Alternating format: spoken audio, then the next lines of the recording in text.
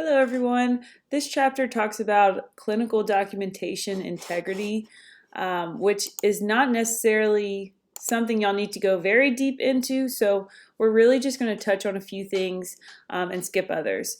I've taken out a lot of the slides, so this is going to be a very quick presentation. So clinical documentation is any notation that a healthcare provider makes about a patient's medical condition or their treatment.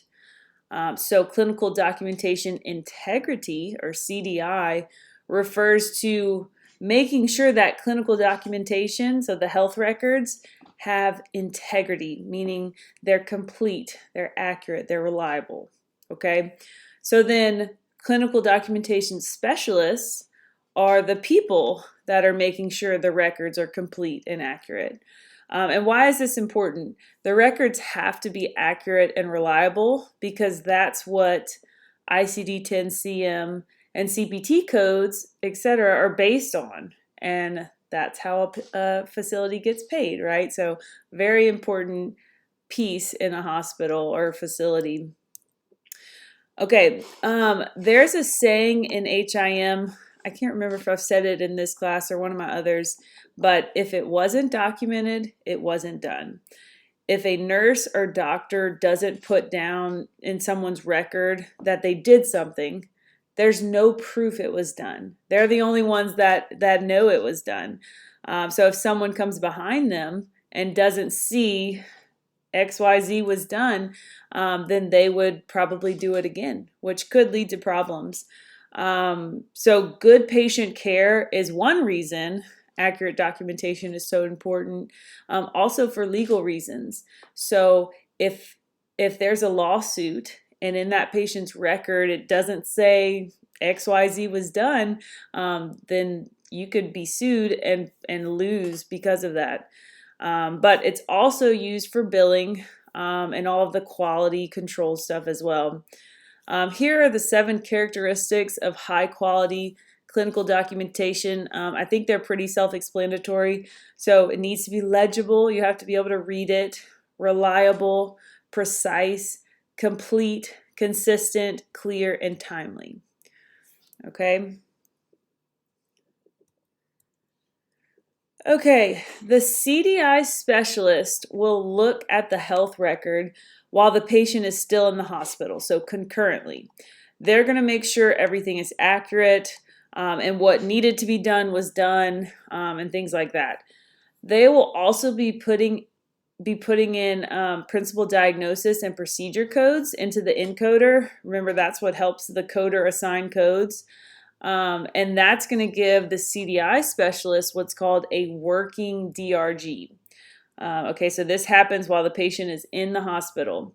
Then, when the patient is discharged, the coder will assign the codes and get the final DRG.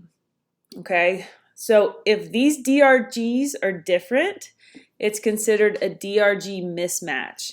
And so then the coder and the CDI specialist will have to work together to figure out what's going on. The CDI specialist will have more of an understanding of the clinical side of things, while the coder has a better understanding of the coding guidelines and things like that. And so really they'll work well together to try to figure out, what was wrong, what needs to be done. Okay, let's see.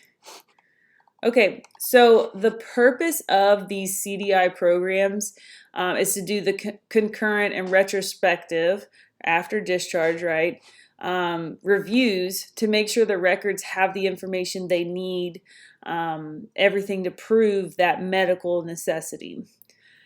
CDI specialists are usually nurses, but can also be HIM professionals, doctors even, or people that have clinical or coding backgrounds. You have to have good clinical knowledge, so that's why nurses really do well in this role, but also an understanding of payment systems and coding experience is great too. Okay, even though CDI specialists can work with coders, they're not always in the same department. A lot of times CDI specialists are in like quality assurance or case management departments. They can be in HIM. It just really depends on the facility. Okay, let's see. All right. The biggest benefit of CDI programs is more accurate coding, which equals more accurate reimbursement, right?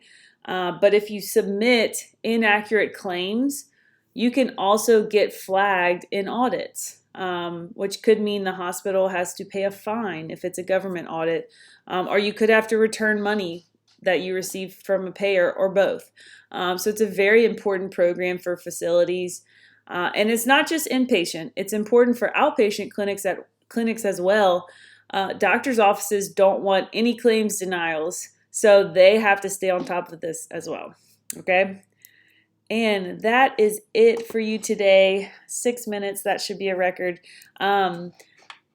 Your coursework for this week will also be pretty easy. So if you have any questions, let me know, but I'll see you next week.